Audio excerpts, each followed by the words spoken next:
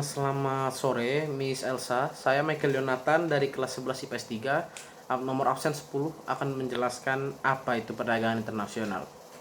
Jadi yang pertama, perdagangan internasional itu memiliki arti perdagangan yang dilakukan oleh penduduk suatu negara dengan penduduk negara lainnya atas kesepakatan bersama. Selanjutnya, perdagangan internasional itu dibagi menjadi dua. Ada kegiatan ekspor dan kegiatan impor. Yang pertama, kegiatan ekspor. Kegiatan ekspor itu menjual barang atau jasa ke luar negeri. Dan orang yang melakukan kegiatan tersebut disebut eksportir. Dan barangnya barang ekspor.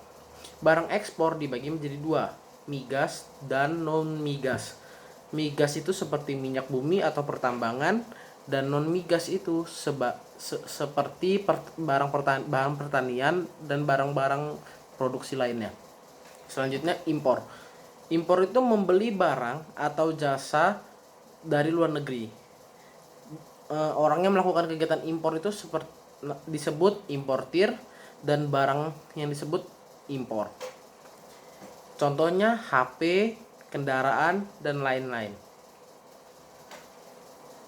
Selanjutnya saya akan menjelaskan tentang perbedaan antara domestik dan perdagangan internasional. Yang pertama itu jangkauannya. Jangkauannya kalau domestik itu dia lebih kecil, dan kalau internasional itu lebih luas karena dia mencakup beberapa negara. Selanjutnya cara pembayarannya.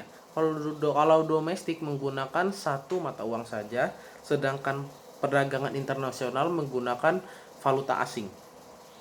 Selanjutnya sistem distribusi. Kalau domestik itu menggunakan sistem distribusi langsung, dan perdagangan internasional tidak langsung. Selanjutnya peraturan yang berlaku. Peraturan yang berlaku itu dibagi menjadi dua. Kalau domestik menggunakan satu aturan negara karena dia hanya di dalam negara saja, dan kalau internasional itu menggunakan peraturan dari berbagai negara yang melakukan perdagangan internasional. Selanjutnya itu tingkat persaingannya. Kalau domestik itu dia persaingannya di dalam negeri. Kalau perdagangan internasional itu persaingannya dengan negara-negara lainnya yang melakukan perdagangan internasional pula. Selanjutnya yang terakhir, biaya jangkauannya. Kalau domestik itu dia lebih murah karena tidak mengeluarkan untuk biaya pengirimannya untuk luar negeri, dan kalau biaya yang perdagangan internasional dia lebih mahal karena dia harus mengirim ke luar negeri dan pajaknya dan lain-lainnya. Oke, selanjutnya saya akan menjelaskan tentang faktor pendorong dan faktor penghambat. Faktor pendorongnya itu adalah perbedaan selera, perbedaan SDA, perbedaan iklim, penguasaan iptek, dan ingin memperluas pasar. Perbedaan selera itu, yang dimaksud perbedaan selera itu adalah misalnya di Indonesia itu banyak masyarakat muda khususnya menyukai budaya luar. Jadi mereka membeli barang-barang yang mengandung budaya luar untuk masuk ke Indonesia agar mereka pakai, misalnya gitu. Contohnya baju. Selanjutnya perbedaan SDA. SDA itu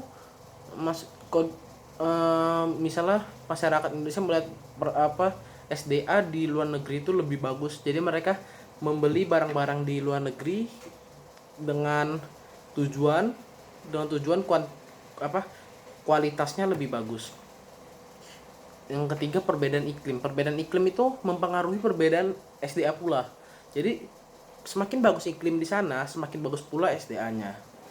Selanjutnya penguasaan iptek. Jadi semakin maju negara tersebut, semakin banyak pula negara-negara lain di sekitarnya itu ingin melakukan perdagangan internasional dengan negara tersebut. Selanjutnya ingin memperluas pasar. Faktor kedua yaitu faktor penghambat. Faktor penghambatnya itu ada, pertama, keamanan suatu negara, kedua, perbedaan mata uang, ketiga, ketidakstabilan kurs mata uang, dan keempat, sumber daya berkualitas rendah.